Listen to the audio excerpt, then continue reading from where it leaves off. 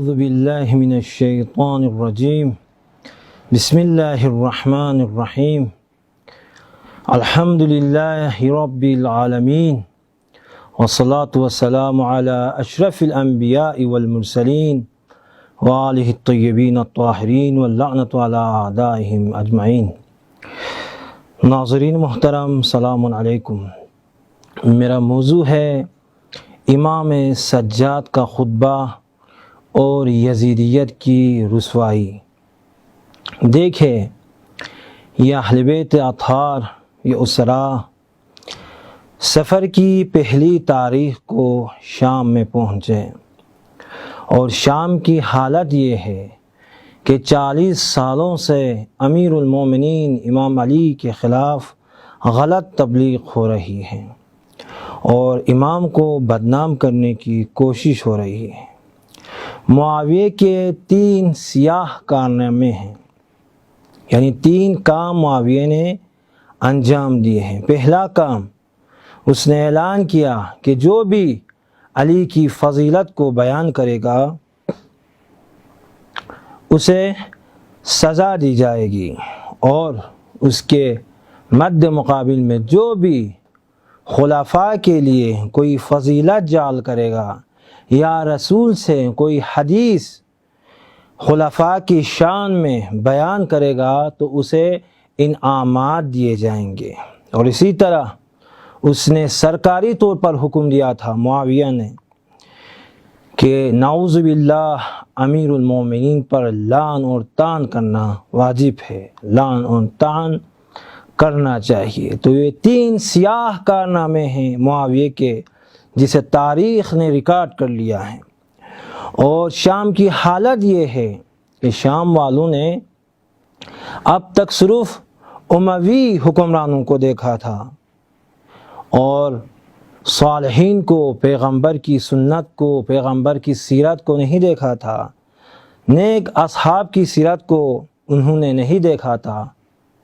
جس طرح امیر المومنین نے فرمایا وَأَلَا وَإِنَّ مُعَاوِيَةَ قَادَ لُمَةً مِّنَ الْغُوَاةِ وَأَمَّسَ عَلَيْهِمُ الْخَبَرُ۔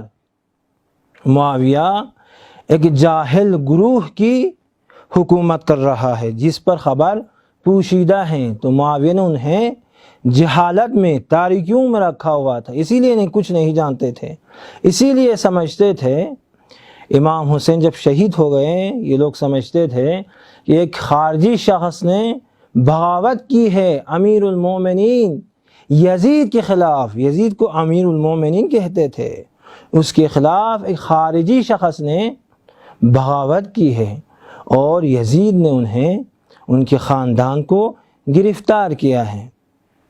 تو خبر ان پر پوشیدہ ہیں، تاریکیوں میں ڈوبے ہوئے تھے۔ لیکن ہم یہ بھی جانتے ہیں کہ کوفہ والے امام کو جانتے تھے، شام والے بے خبر تھے، وہاں غلط تبلیغ ہو رہی تھی، لیکن کوفہ والے جانتے تھے۔ اسی لیے امام حسین کی شہادت کے بعد جب ابن زیاد نے منبر پر بیٹھ کر امام کی شان میں گستاخی کی، حسین کی شان میں، امام علی کی شان میں گستاخی کی، تو عبداللہ بن عفیف نے اعتراض کیا۔ اس نے کہا اسکت، خاموش ہو جاؤ، کذاب انت و ابو کا، تو کذاب ہے، تیرا باپ کذاب ہے، تیرے آبا و اجداد کذاب ہے، تیرا پورا خاندان جھوٹے ہیں، سب کے سب کذاب ہے۔ حسین فرزند رسول ہے، حسین فرزند بطول ہے، حسین سید شباب اہل الجنت ہے۔ تو کوفے والے جانتے تھے، لیکن خوف کی وجہ سے، ڈر کی وجہ سے، مال کی وجہ سے، حب الریاست کی وجہ سے اعتراض نہیں کر رہے تھے، لیکن شام والے اہل بیت کو نہیں جانتے تھے۔ اب امام سجاد شام میں آئے ہیں، یہ اسرا اہل بیت شام میں پہنچے ہیں، اور امام سجاد انہیں آگاہ کرنا چاہتے ہیں حقائق سے، اور اہل بیت کی معرفی کرنا چاہتے ہیں۔ اب دیکھیں، مجلس یزید میں پہنچے ہوئے ہیں، اور یزید لعین نے اپنے درباری خطیب کو حکم دیا کہ وہ منبر پر جا کر معاویہ اور یزید کی تعریف و تمجید کر لے، اور نعوذ باللہ امام حسین اور امام امیر المومنین امام علی علیہ السلام کی شان میں گستاخی کر لے۔ تو وہ درباری خطیب تھا، اسے رقم ملتی ہے، پیسے ملتے ہیں، تو وہ ممبر پر گئے، ممبر پر جا کر اس نے یزید کی تعریف کی، معاویہ کی تعریف کی، اور نعوذ باللہ اس نے امام حسین کی شان میں گستاخی کی، امیر المومنین کی شان میں گستاخی کی، نازیبہ الفاظ کہیں۔ تو اتنے میں امام سجاد نے آواز بلند کی، ویلک ایھا الخطیب، ویل ہو تم پر خطیب، اشتریت مرضات المخلوق لسخط الخالق، تو نے مخلوق کی مرضی کو خرید لیا، مخلوقات کی، لوگوں کی خوشنودی کو خرید لیا، لیکن اللہ کو غضبناک کر دیا۔ اشتریت مرضات المخلوق لسخط الخالق فتبوأ مقعدک من النار، اور اپنے آپ کو جہنم کی آگ کے لیے تیار کر لو، کیونکہ تمہاری جگہ جہنم میں ہوگا۔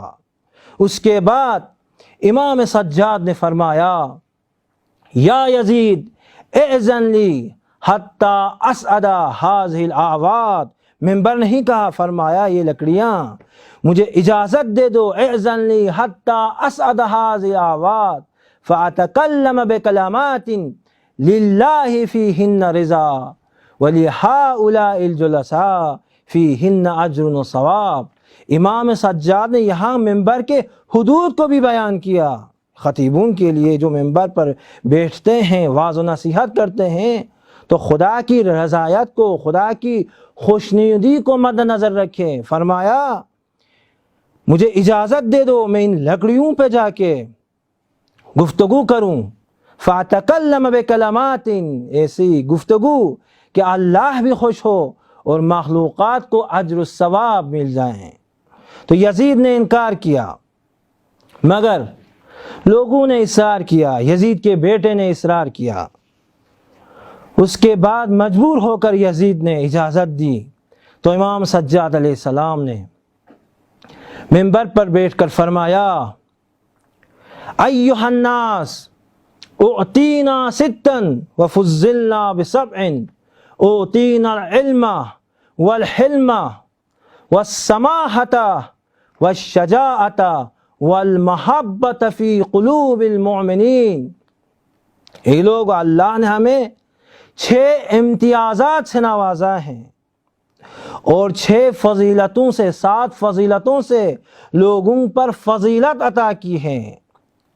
اوتینا العلم، ہمیں علم عطا کیا ہے، حلم عطا کیا ہے، سماحت عطا کی ہے، فصاحت عطا کی ہے، شجاعت عطا کی ہے، اور ہماری محبت کو لوگوں کے قلوب میں ڈال دیا ہے۔ وفضلنا بأن منا النبی المختار محمدا، ومنا الصدیق، ومنا الطیار، ومنا اسد اللہ واسد رسولہ، ومنا سبط ہذہ الامہ، فمن عرفنی فقد عرفنی، فمن لم یعرفنی انبأتہ بحسبی ونسبی۔ تو امام نے فرمایا پروردگار نے ہمیں 7 فضیلتوں سے لوگوں پر برتری اور فضیلت عطا کی ہے۔ تاج انبیاء، فخر انبیاء، رسول خدا ہم سے ہیں، جعفر طیار ہم میں سے ہیں، امیر المومنین ہم میں سے ہیں، اور اللہ کا شیر، رسول کا شیر حمزہ سید الشہداء ہم سے ہیں، اور سبط ہذہ الامہ حسن حسین سیدہ شباب اہل الجنہ وہ ہم سے ہیں۔ جس نے مجھے پہچان لیا اس نے پہچانا، اور جس نے نہیں پہچانا انبأتہ بحسبی ونسبی۔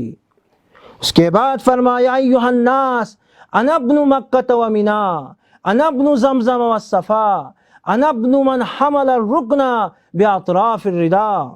میں مکہ و منا کا فرزند ہوں، میں زمزم و صفا کا فرزند ہوں، میں اس عظیم ہستی کا فرزند ہوں جس نے اپنی عبا سے حجر الاسود کو اٹھایا اور اسے اپنے مقام پر نصب کر دیا۔ انا ابن خیری من اعتذر وارتدى، انا ابن خیری من انتعل واحتفى، انا ابن خیری من طاف وسعى، انا ابن خیری من حج ولبى۔ ارے میں اس شخص کا فرزند ہوں جس نے احرام باندھا، طواف کیا، سعی کی، یعنی بہترین طواف کرنے والے کا میں فرزند ہوں، بہترین حج کرنے والوں کا میں فرزند ہوں، بہترین لبیک کہنے والوں کا میں فرزند ہوں۔ انا ابنو، میں اس شخصیت کا فرزند ہوں، من حمل علی البراق فی الہوا، شب معراج کو براق پر سوار ہوئے۔ انا ابن من اسری بہ من المسجد الحرام الی المسجد الاقصی، میں اس شخصیت کا فرزند ہوں جس نے شب معراج کو مسجد الحرام سے مسجد اقصی تک سیر کی ہے۔ اور انا ابن من بلغ جبرائیل، اور جبرائیل اسے الی سدرۃ المنتہا، سدرۃ المنتہا تک لے گئے، اس سے آگے جبرائیل نہیں جا سکتے ہیں۔ اس نے اعلان کیا میں اس سے آگے نہیں بڑھ پاؤں گا، آگے نہیں بڑھ پاؤں گا، لیکن رسول خدا آگے بڑھتے ہیں، یہ اتنا آگے بڑھتے ہیں، اتنا اللہ سے قریب ہوتے ہیں۔ انا ابن من دنا فتدلی فکان قاب قوسین او ادنی، اتنا زیادہ قریب ہوئے، ایک کمان کے فاصلے پر تھے اور اس سے کم تر کا فاصلہ تھا، تو رب سے اتنا قریب ہوا۔ اس کے بعد فرمایا انا ابن من اوحى الیہ الجلیل ما اوحى، میں اس عظیم شخصیت کا فرزند ہوں جس پر رب جلیل نے وحی نازل کی ہے۔ اور فرمایا انا ابن محمد المصطفیٰ، انا ابن علی المرتضیٰ، میں مصطفیٰ کا فرزند ہوں، میں علی مرتضیٰ کا فرزند ہوں، اس علی کا فرزند ہوں جس نے کفار اور مشرکین کی ناک خاک میں رگڑ لی حتیٰ کہ انہوں نے توحید کا اقرار کر لیا۔ تو یزید ڈر گیا کہیں انقلاب نہ آ جائیں، تو مؤذن سے کہا اذان دے دو، تو مؤذن نے اذان دی، اللہ اکبر کہا، اس کے بعد اشہد ان لا الہ الا اللہ، اس کے بعد اشہد ان محمد رسول اللہ۔ تو امام نے فرمایا رک جاؤ اے خطیب، خدا کے لیے رک جاؤ، محمد کا واسطہ رک جاؤ۔ اس کے بعد یزید کی طرف رخ کر کے فرمایا اے یزید، تو مجھے بتاؤ کہ یہ محمد میرا نانا ہے یا تیرا نانا ہے؟ اگر میرا نانا ہے کیوں محمد کی عترت کو شہید کیا، کیوں حسین کو میرے والد کو شہید کیا اور اس کے اہل بیت کو اسیر اور قیدی بنایا؟ تو یزیدیت کو خوار و ذلیل کر دیا، حتیٰ مجمع میں جو یہودی تھا اس نے بھی یزید کو ملعون قرار دیا، اور اس نے کہا میں نے تورات میں دیکھا ہے جو بھی پیغمبر کے فرزندوں میں سے کسی فرزند کو قتل کرے گا وہ ملعون بن کر رہے گا اور اس کا ٹھکانہ، اس کی جگہ جہنم میں ہوگا۔ تو یزیدیت کو خوار و ذلیل کر دیا، اور امام سجاد نے اپنے خطبے سے حقائق کو آشکار کر دیا، یزیدیت کے منحوس اور منفور چہرے سے پردہ ہٹا دیا اور دنیا والوں کو بتایا یہ یزید ہے، یہ لعین ہے، یہ ظالم ہے، یہ فاسق ہے۔ بارگاہ الہی میں دعا گوئے پروردگار ہمیں امام سجاد کی سیرت پر چلنے کی توفیق عطا فرما۔ والسلام علیکم ورحمۃ اللہ وبرکاتہ۔